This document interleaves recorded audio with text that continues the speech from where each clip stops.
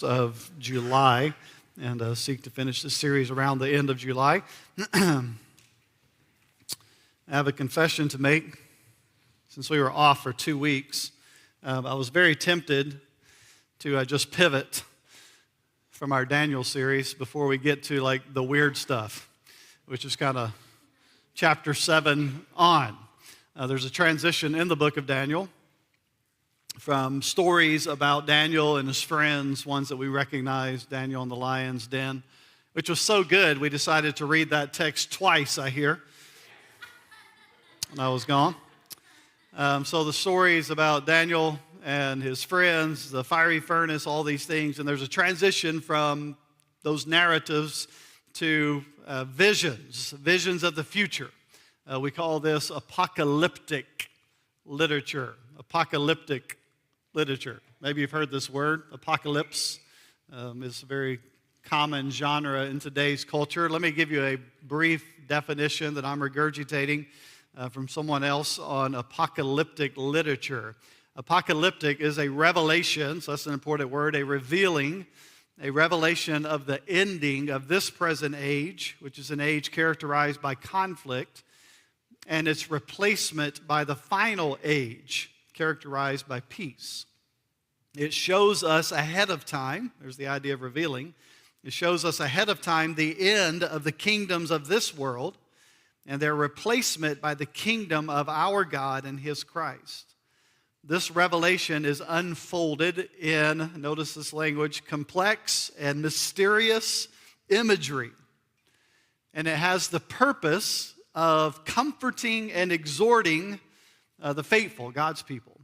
And so don't miss that idea of apocalyptic literature. It is about encouragement and promoting and comforting and exhorting the faithful. This word apocalyptic is most often associated with kind of end of the world stuff, which is a very popular subject both inside the church and outside the church. Pop culture is very concerned about end of the world stuff. Just look at popular movies and stories and books that are written. A lot of them have to do with kind of end of the world ideas. The church is filled with end of the world teaching. Now we have to be honest, there's kind of two groups within the church when we start talking about end of time stuff. There's groups that get really excited about end of the time messages and sermons and all this type of stuff. They're into prophecies and learning about them and YouTube videos and charts and conspiracy theories at times about the end of the time. So there's kind of that group in the church. And then there's the group that is not that. They are far less excited about prophecy and trying to understand. Maybe it brings them a level of angst, of uncertainty. Maybe they just don't understand. We read through Daniel 7 and scratch our heads. And if we're being honest, neither group gets and understands the other group. Those who are in prophecy are like, why is everybody not concerned about prophecy? Why is everyone not watching these YouTube videos? Why is everyone not reading these books? And then those people who are not into prophecy are kind of like, why would you care about all that stuff? What does that have to do with my everyday life? Like, leave your charts to yourself. Don't bring them in. Don't show me things, right? And neither group kind of understands each other, kind of bewildered why the other one doesn't get the other one. Here is the best rule of thumb when it comes to reading and understanding and interpreting apocalyptic literature in Scripture. And we're going to follow this for the next few weeks. We want to use, waiting for it to come up on the screen, this is mysterious. We want to use caution and reservation. We want to use caution and reserve. When it comes to understanding apocalyptic literature, we want to be very cautious. And we want to be very reserved on how much we read into the text, because here's what's most important when it comes to apocalyptic literature. Apocalyptic literature in the Scriptures, which is texts like Daniel, the book of Revelation, others, one of the most popular questions I get when it comes to preaching series, when are you going to preach through Revelation? That's why that group over here, the charts, and then this group's like, please never preach through Revelation. What's most important is this type of literature is primarily not about gloom and doom and the end of the world. It is about the glorious future that awaits the people of God. It is about our hope. It is about optimism for living as exiles in a world that is not our home. Apocalyptic literature is there to remind us that God is on the throne. And in the end, God wins. God is in absolute control. God will make all things right. And we are exhorted to stay faithful even in times of suffering, even in times of deep depravity, because evil does not win. And so apocalyptic literature is there to remind us, get your chin up. You are on the winning side. Do not get bought into the doom and the gloom and world's going to hell in a handbasket mindset that often goes with this. Daniel 7 is one of the most frequently quoted and alluded to chapters in all of the New Testament, primarily because it refers to the Son of Man, and Jesus takes that title and claims it in the New Testament. To give you kind of a preliminary before we jump into the text, we are introduced to 4 strange creatures, beasts, in this chapter that are arising out of a chaotic sea. And they encounter a cloud-riding figure described as the Son of Man. Again, caution and reserve are in order. We will try and focus on what seems to be clear and straightforward in the text and not speculate around a lot of the apocalyptic literature here. Let me give you a warning before we begin reading in chapter 7. Making this reference in light of our vacation. We spent a couple of days in Disney for Levi's sake before we left him alone with his with his grandparents for a week. It's like we kind of did a bait and switch with him, right? Hey, we'll take you to Disney for 2 days before we leave you for a week. And so, but reading chapter 7 is kind of like riding It's a Small World. Have you been to Disney and ridden It's a Small World? It is a strange and kind of all-out assault on your senses while you're writing this. Like everywhere you look, there's these creepy dolls that are spinning around and various confusing scenes, and they're singing that insufferable song just non-stop. It's a small world after all. And like halfway through the ride, I'm like, am I in some kind of hell right now? Because I feel like it. But through the ride, there's this river that is moving you through the chaos. And if you endure, if you don't jump out before the ride's over, you'll make it out. Even though that song will not make it out of your head for a lot of hours. It's a small world after all. I did notice one thing they did is they stopped playing the music like where you get into the boat. They used to play the music in there. Maybe at least in Disneyland, California, they did that. They played the music. And we've gone to Disney a lot of times, and I could always tell like who was the Disney personnel that was in charge of sitting in the booth and making sure everybody's getting on and off the rides, because they just had some strangeness about them, because all they hear all day is that song. Like, leave here and check into some type of institution because you hear that song. So that's Daniel 7. It's a small world. And we'll make it through kind of the strange creatures and the imagery and all of that because there's a bigger purpose in the end to remind us of. Chapter 7, verse 1, in the first year of Belshazzar, king of Babylon, Daniel saw a dream and visions of his head as he lay in his bed. Then he wrote down the dream and told the sum of the matter. So if you're kind of moving through the timeline of the book of Daniel, we're moving backward in time now. Chapter 6, Daniel was in the rule and reign of the Medes and the Persians who had overthrown the Babylonians. The Babylonians, the king was a guy named Darius. Darius was the king that sent Daniel to the lion's den. This is going back into the Babylonian Empire, where Daniel's recording this under the rulership of Belshazzar, who was the king that was the king of the Babylonians when Darius took over. And so Daniel records a vision of 4 monsters. And when you read the vision, you're thinking, like, was Daniel on something? Was he on some kind of, hallucinogenic drugs, that some kind of mushroom involved here or something of what Daniel's seeing? I don't know. But you can kind of unpack that as we get into verse 2. Daniel's seeing some strange things here. Daniel declared, we'll read 2 through 7, I saw in my vision by night, and behold, the 4 winds of heaven were stirring up the great sea. And 4 great beasts came up out of the sea, different from one another. The first was like a lion and had eagle's wings. Then as I looked, its wings were plucked off. It was lifted up from the ground and made to stand on 2 feet like a man. And the mind of a man was given to it. And behold, another beast, a second one, like a bear. It was raised up on one side. It had 3 ribs in its mouth between his teeth. And it was told, arise, devour much flesh. After this I looked, and behold, another like a leopard with 4 wings of a bird on its back. And the beast had 4 heads, and dominion, power, authority was given to it. After this, I saw in the night visions, and behold, a 4th beast, terrifying and dreadful, exceedingly strong. It had great iron teeth. It devoured and broke in pieces and stamped and was left with its feet. It was different from all the beasts that were before it, and it had 10 horns. So the imagery here, 4 winds of heaven stir up this great sea. The sea is a biblical symbol of chaos, of rebellion against God. And so these 4 evil beasts arise out of this chaotic sea who oppose God. They are sources of chaos and rebellion. And let's be honest, they are R-rated monsters.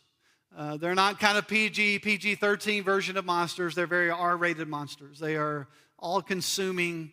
They are violent. These beasts are enormous, they are misshapen, they're violent and destructive, each one more frightening than the one before. Beast number 1 is a lion with eagle's wings, part beast, part bird. As Daniel watches, his wings are stripped off of it and it rises to its feet like a man. It's given a human mind. A lot of Old Testament scholars believe this is a reference to Nebuchadnezzar. If you remember the incident back with Nebuchadnezzar, the great king of Babylon, when he was made like a beast for a window of time. The second creature is a bear-like creature that surfaces with a mouth full of ribs.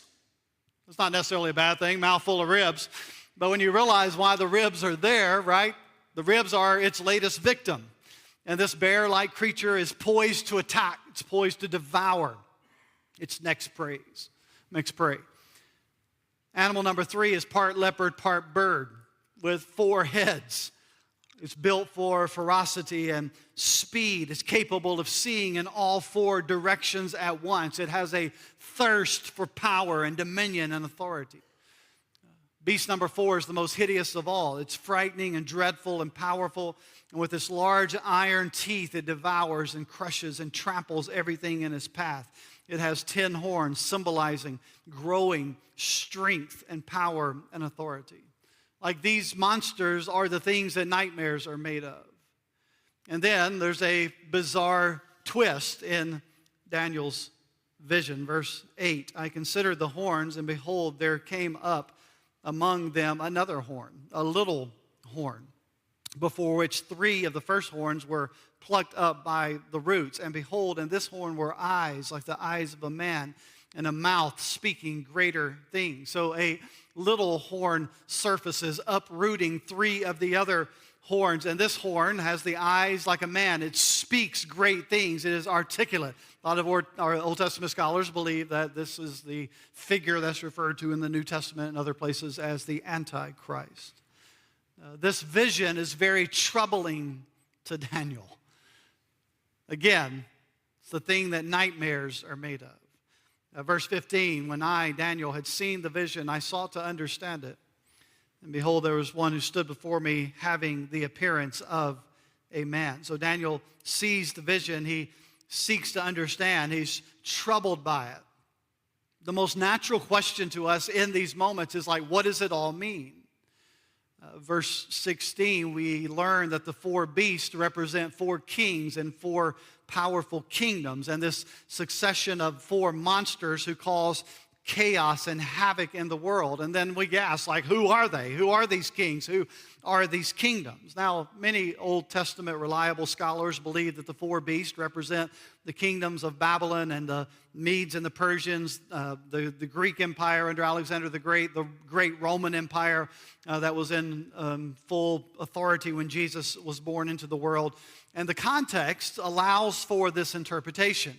But remember our rule of thumb: caution and reserve.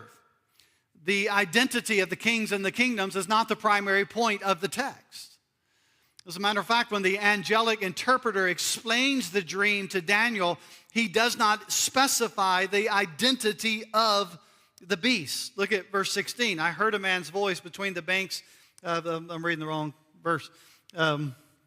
Verse 16 of chapter 7, not chapter 8, which is what I was reading. By the way, verse 15 says, Daniel, my spirit within me was anxious, and the visions of my head alarmed me.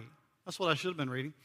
Daniel was messed up by these dreams. Verse 16, I approached one of those who stood there. You probably saw the right verse on the screen. All this is going on in my head right now. See, this has got me messed up even trying to interpret this stuff. 16, I approached one of those who stood there, this is angelic being, and asked him the truth concerning this. So he told me and made known to me the interpretation of the things. Verse 17, here's the interpretation. These four great beasts are four kings who shall rise out of the earth, but the saints of the Most High shall receive the kingdom and possess the kingdom for forever, forever, and ever. Identifying the kings and the kingdoms is not necessary to understand the primary point of Daniel's dream. So to make the identity of the kings and the kingdoms the point of emphasis moves us away from the central meaning of the vision. You see, Daniel 7 reminds us that this temporary age in which we live will always be marked by darkness and depravity of current world powers. The kingdoms of this world will always be driven by corruption, power, violence, self-focus, iniquity. That's the things that characterized the earthly kingdoms in which we live. We live in a broken world that is marked by these things. I mean, did anybody see the debate this week? We live in a broken world, don't we? That's why we do not place our hope in any earthly king or kingdom. You can read as many opinions as you desire on the identity of these beasts. From Babylon and Persia and Greece and the Roman Empire, you can attribute it to, you'll see some scholars say communist China, the old Soviet Union, and yes, even the good old US of A.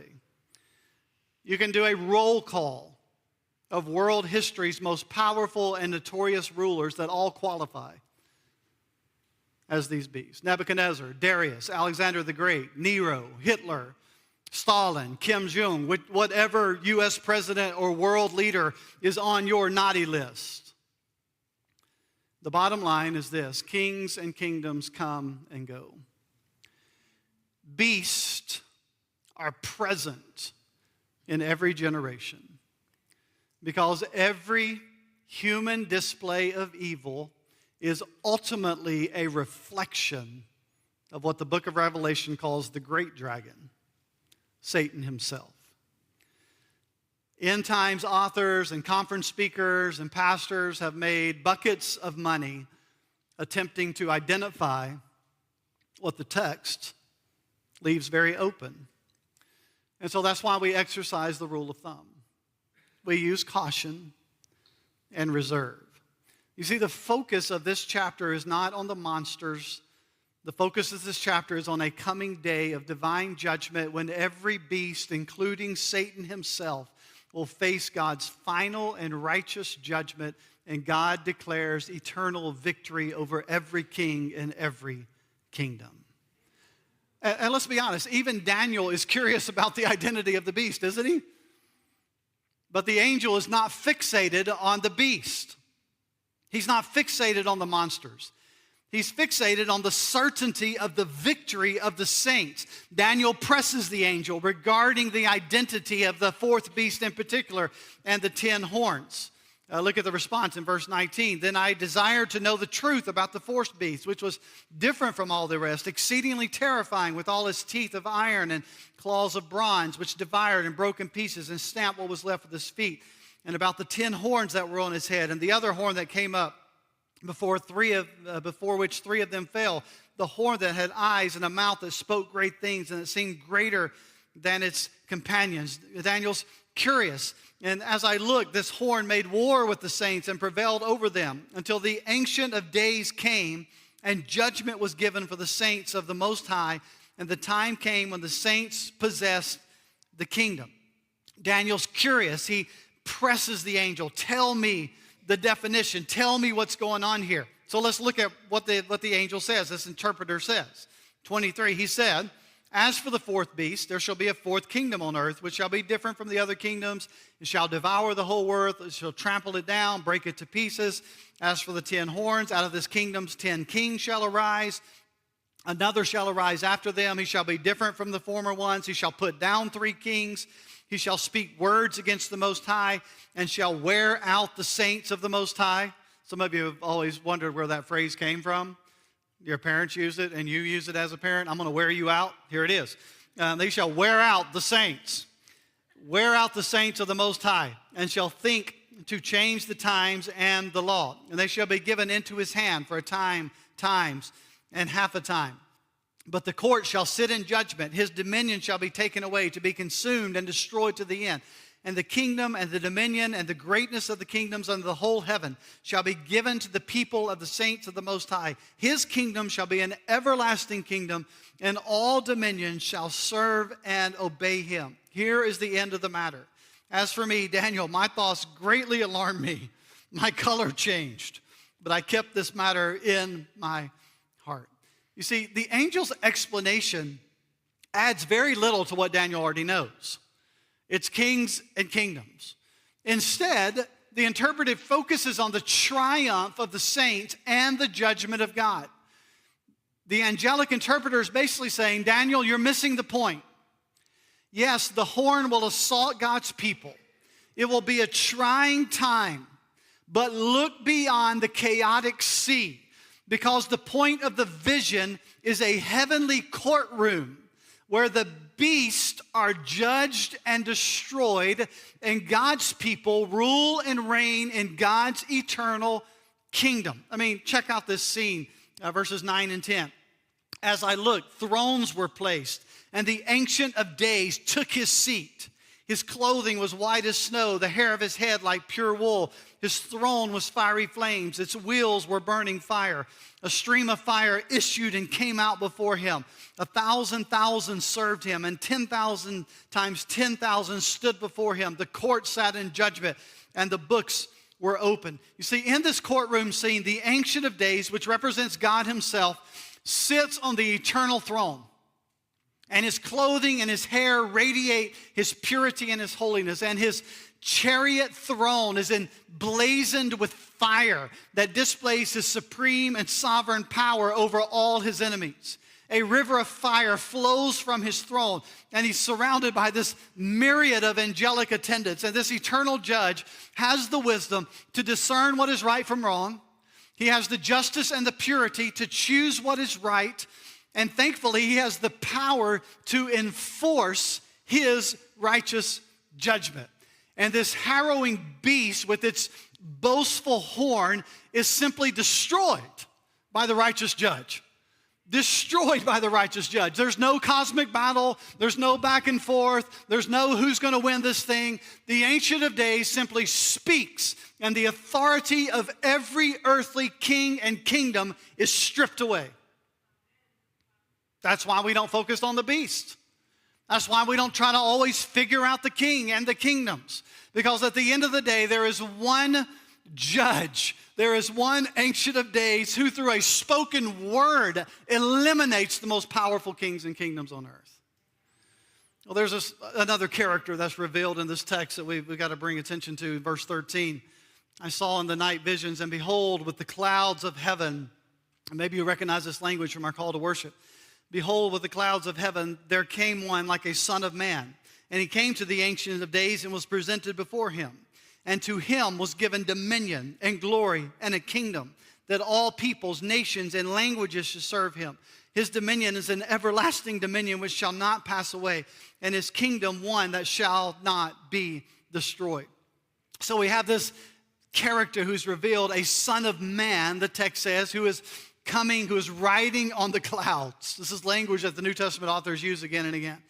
This figure is both human and divine.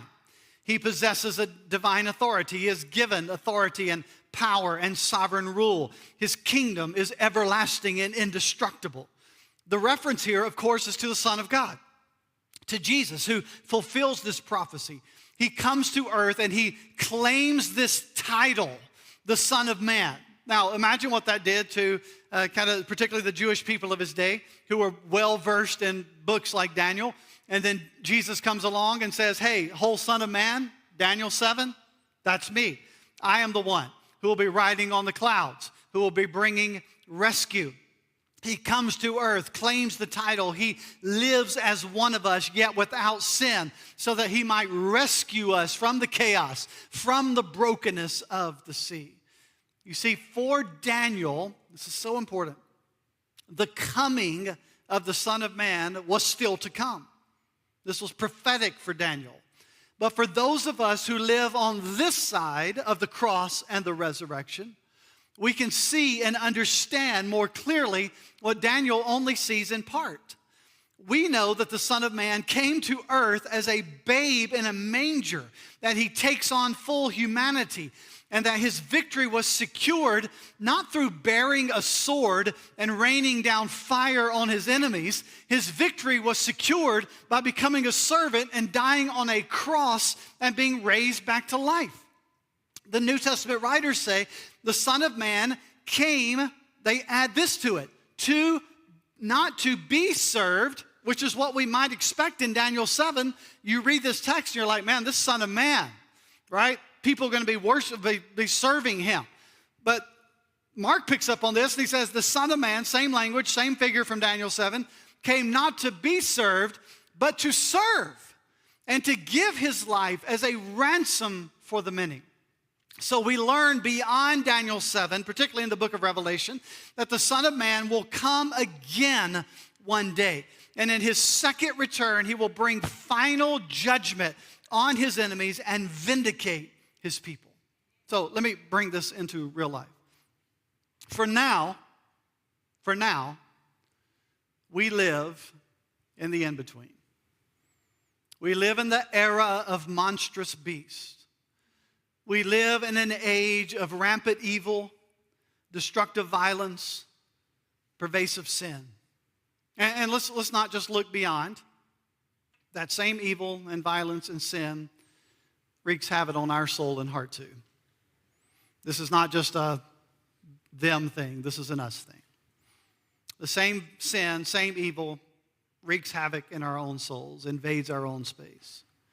We too, not just the big kings and kingdoms of the world, but we too are self-seeking rebels who are in need of divine rescue. And it is why the message of Daniel 7 is not about figuring out the identity of the beast, though many will continue to try and speculate as kings and kingdoms come and go.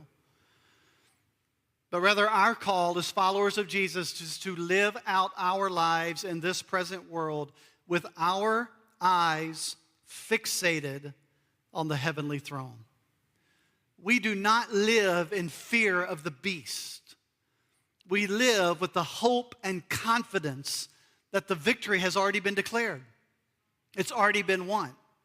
So what that means is ultimately, no matter what we face on this earth, this world has no ultimate power to harm me because I am a citizen of an eternal kingdom whose king rules and reigns over the earth. Trials will come, tribulations will come, suffering will come. That's a part of living in the era of the monstrous beasts and the evil kings and the broken kingdoms in which we exist. Those things will come, but our eyes are not to be fixated on the earthly kings and kingdoms and the suffering and the trials and tribulations that come along with them. That's why I say we are to get our chin up, to see into the heavenly throne room who sits on the throne. It is the Ancient of Days, and he is our king. So I want to end with this question for us. What is our posture toward? What is our attitude toward the future? Is it stressful or is it peaceful? You see, I'm afraid sometimes that we, even as followers of Jesus, can look around and be very depressed, very fearful about what's going on, very afraid that there's a boogeyman behind every corner and we live in fear. And we're constantly afraid, like, hey, the world we live in, again, going to hell in a handbasket. We get addicted to the news. We began to think that people who vote different than me are the enemy. And if somehow the right person in office will make all the difference in the world. These are earthly kings, earthly kingdoms. We live in the era of the beast, our kingdom included. Or are we going to be people who trust in the sovereignty of God? Who are optimistic and confident about what God is doing because we trust Him. We trust Him even when the monsters are creating havoc and chaos. We are people who exist in the tension of the already and the not yet. You see, we know how this story ends, and yet we're not there. So we seek to live as heavenly kingdom citizens who are exiled to earthly kingdoms. Listen to me. The beasts are always at work. It doesn't matter what label they have, what title they wear. The beasts are always at work. We live in that world, the chaos of the sea. So what we do is we keep our eyes not on the seas, we keep our eyes on the throne room. And here is why. Because the Ancient of Days is on the throne, and His kingdom is an everlasting kingdom, and His rule and reign knows no end. And we are His people, and so we're not doom and gloom people. We are good news people. Man, I love the imagery in this chapter of the one who rides on a cloud to the rescue of those who are besieged by the beastly kingdoms of this world. You see, not only did He come the first time to provide eternal rescue, but He is the divine warrior who will one day defeat all the forces of evil once and for all. And the cross and the resurrection of Jesus guarantee it. So, keep your eyes on the throne room because our King is on the throne. Let's bow our heads for prayer.